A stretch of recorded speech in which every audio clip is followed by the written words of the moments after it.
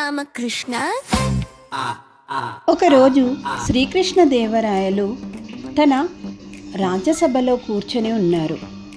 ఆయనకు ఒక ఆలోచన వచ్చింది.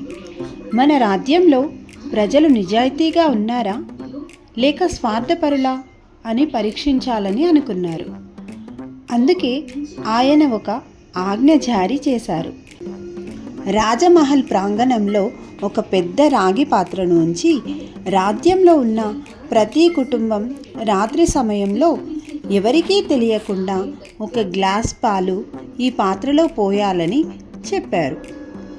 ప్రతి ఒక్కరూ పాలు పోస్తే ఉదయానికి పాత్ర నిండుగా పాలు ఉంటాయి అని రాజు భావించారు.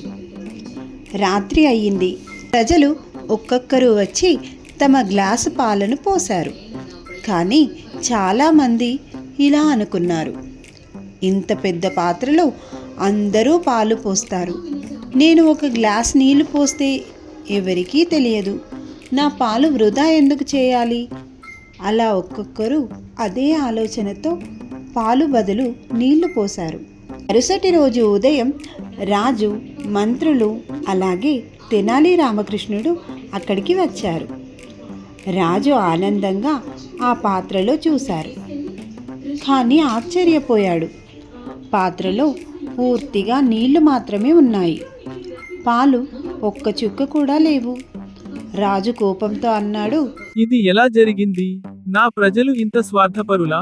అప్పుడు తెనాలి రామకృష్ణుడు వినయంగా ముందుకు వచ్చి ఇలా అన్నాడు, మహారాజా, ప్రతి ఒక్కరూ ఇతరులు పాలు పోస్తారు, నేను మాత్రం నీళ్లు పోస్తే ఎవరికి తెలియదు అని అనుకున్నారు.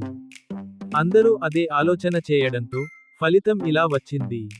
రాజు తల ఊపి అన్నాడు, నిజమే రామకృష్ణ, మనలో ప్రతి ఒక్కరూ తమ బాధ్యతను నిజాయితీగా నిర్వర్తించాలి.